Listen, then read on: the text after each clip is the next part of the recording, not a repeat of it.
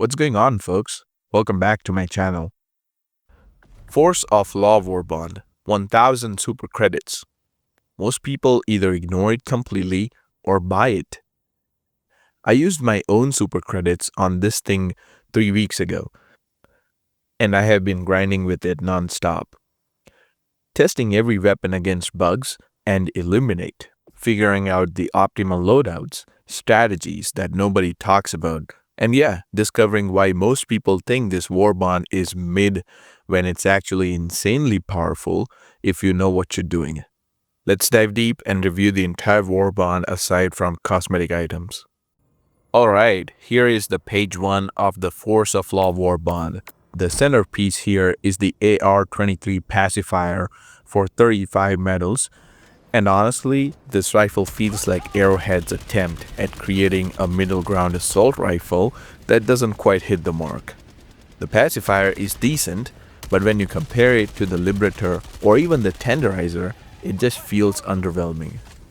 So here the pros are: customizable with weapon mods, optics, underbarrel, muzzle, stun effect interrupts enemy attacks, and medium armor pen handles most mid-tier threats. While the cons are: feels underwhelming compared to other assault rifles, stun effect inconsistent against heavily armed targets, and limited stopping power against chargers or hulks. So I would say the verdict is solid B-tier weapon, good for new players, but veterans have better options. Now, the armor set on page 1 is where things get really interesting. The BP-20 Correct Officer set costs a hefty 75 medals total. But here's the kicker: it comes with ballistic padding, which is genuinely one of the better armor passives in the game. We're talking 75% resistance to chest damage and 25% explosive damage resistance, plus complete immunity to bleeding from chest wounds. That's massive survivability, especially if you're the type of player who tends to eat a lot of incoming fire. And also, I must say the aesthetic is badass. Very professional military look that actually fits the Helldivers universe perfectly. While the cons are medium armor speed penalties and high metal cost for armor. So I'd say the verdict here is definitely one of the better armor passes in the game, and worth it if you like or are used to medium armor. Next, on to page 2. Page 2 is where this Warbond starts to show its teeth, costing 354 medals, but delivering what I consider the crown jewel of this entire package, the GL52 De-escalator for 85 medals. Now, I've spent weeks testing this thing, and let me tell you, it's not just another grenade launcher. This beast of a weapon fires arc-powered stun grenades that deal 55 arc damage, plus 55 explosion damage per shot. And despite what the in-game stats show as medium penetration, this thing actually has heavy armor penetration. I've tested it extensively. The crowd control capabilities are absolutely insane. We're talking 3 to 4 second stuns on most enemies, and the electricity change between cluster targets like a mobile Tesla tower. I have stunned Bile Titans, locked down and killed entire swarms of Terminids, and created area denial zones that enemies literally cannot push through. Against Terminids, this thing is S tier without question. Devastating against bug swarms and can completely shut down charger charges. For the Illuminate, it's solid A tier, absolutely wrecks overseer groups and voteless swarms. Now let's talk about the GL52 a bit more, where it gets technical. The reload is brutal at 6.6 seconds, and you only get 6 rounds total. But the genius part is, it loads one shell at a time, so you can interrupt the reload and fire whenever you need to. So here the pros are: incredible crowd control capabilities, heavy armor penetration, not displayed, but it is. It can stun even the largest enemies, excellent area denial weapon, and 1x1 reload means no ammo waste. While the cons are extremely slow reload, about 6.6 seconds, low ammunition capacity, 6 rounds, requires arc resistant armor for optimal use. And I would say the verdict here is game-changing crowd control support weapon. The BP-32 jackboot armor set here costs 100 medals and gives you the same ballistic padding passive as the medium armor, but in the light armor package.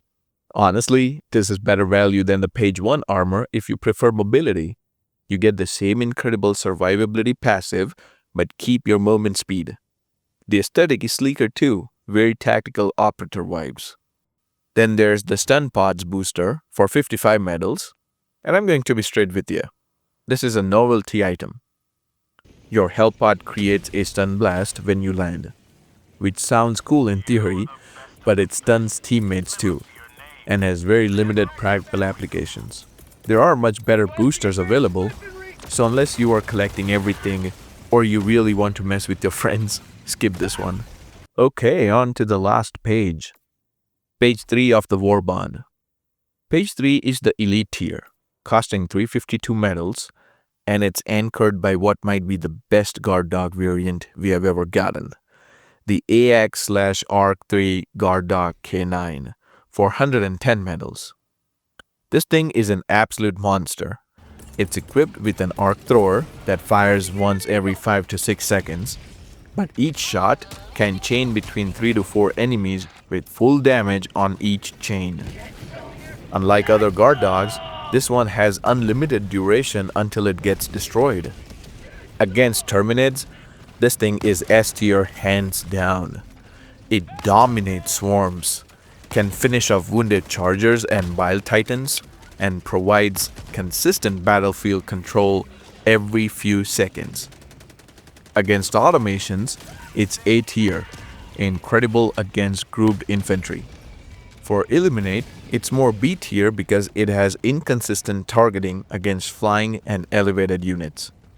So the pros here are incredible damage output against clustered enemies, no ammunition requirements, autonomous operation frees up player attention, can eliminate heavy units given enough shots, chain lightning maximizes efficiency, and it is generally safe for teammates, with minimal friendly fire.